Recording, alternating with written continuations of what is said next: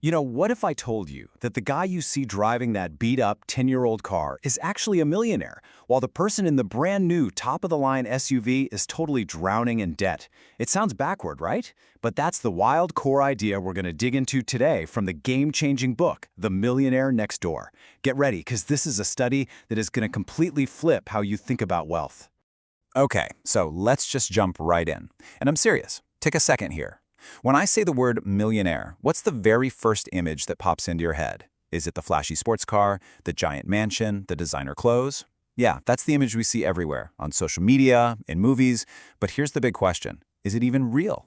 Well, this right here is the big reveal from the book, and it's a shocker. The thousands of actual millionaires they studied, they didn't look like the person on the left at all. Nope, they looked way more like the person on the right.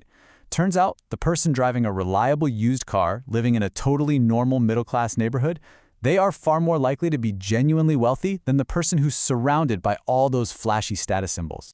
So over the next few minutes, we're going to unpack all of this. We'll get into the core idea that separates looking rich from being rich. We're going to look at the specific, repeatable habits that actually build wealth. We'll see a super powerful real-world example, and then we'll wrap up by touching on how you can pass this critical mindset down to the next generation. All right, so this brings us to probably the single most important idea in the entire book. It's also the most common financial trap people fall into, confusing your income with your wealth. You've got to understand, they are not the same thing. And getting this distinction, well, it changes everything. The authors just put it so perfectly with this one sentence.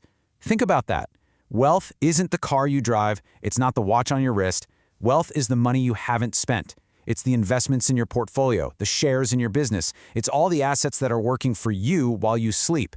It's all about financial health, not just buying more stuff. And this just nails the point home. The truly mind-blowing finding of their research was this. Real millionaires, systematically, like it's their religion, prioritize building what's below the surface. They make a conscious, consistent choice, day after day, to build their assets, that's the unseen wealth, instead of blowing their money on the fancy, depreciating status symbols that you actually see. So let's be super clear on this. Income does not equal wealth. It's that simple. You could earn $1 million a year, but if you spend $1 million a year, guess what? Your net worth is zero. You're just living paycheck to paycheck, but with more expensive toys. True wealth, that's the part you actually keep and grow. It's your financial foundation. So, if a high income isn't the secret sauce, then what is? Well, the authors found a pattern, a set of 7 core habits that just kept showing up again and again among all the self-made millionaires they studied. This right here is the blueprint. So what does this blueprint actually look like day to day? Let's break it down.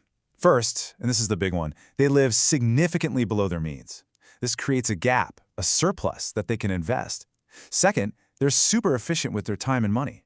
Third, and this is a huge mindset shift, they value financial freedom way more than they value displaying social status. They want to be free, not just look rich. They consistently fight lifestyle inflation, they invest for the long haul, and get this, they often work in surprisingly unglamorous fields. The book is full of millionaires who are welding contractors and pest controllers, not just doctors and lawyers. And finally, the vast majority, they built it themselves. This wasn't inherited money. And this slide, this one reveals the uncomfortable truth behind all those habits. Building wealth isn't some crazy roller coaster of exciting stock picks and big wins. Well, honestly, it's kind of boring. It's the slow, steady, unsexy discipline of saving, investing, and just waiting. It doesn't make for a great Instagram post, and that is precisely why so few people actually do it. But how much of a difference can this boring approach really make? I mean, really? Okay, let's put some hard numbers to it with a simple 20-year comparison between 2 very different mindsets. Let's make this real. So meet person A. They earn $250,000 a year. Pretty impressive. They drive a $90,000 car, and they spend pretty much all of it. They definitely look rich. Now meet person B. They earn $90,000 a year. They drive a simple used car, but, and this is the absolute key, they invest 20% of their income every single year. Now let's hit the fast forward button and jump 2 decades into the future. Person A, they're likely still working, still stuck on that high-income hamster wheel. And person B? Well, thanks to the quiet magic of compounding, they are almost certainly a millionaire. That is the difference.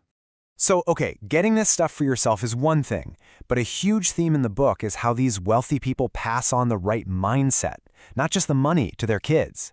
So how do you teach your own kids about real wealth?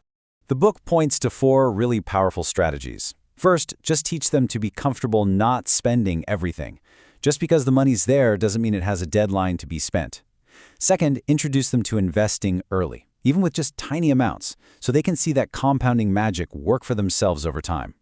Third, and man, this is so crucial in our social media world, actively teach them to separate their self-worth from status symbols. The goal isn't to look rich. And finally, reward the behavior of saving and building.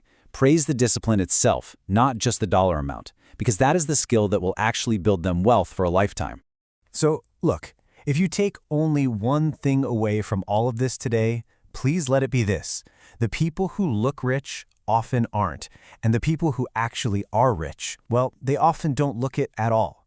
True, lasting wealth is built quietly, in the background, through years and years of disciplined choices. And that really brings us to the bottom line. This whole explainer boils down to one simple but really profound question for you. Now that you can see the difference so clearly, the choice becomes a little more obvious, doesn't it? So you have to ask yourself, will you choose the path of looking rich, or will you choose the path of being rich?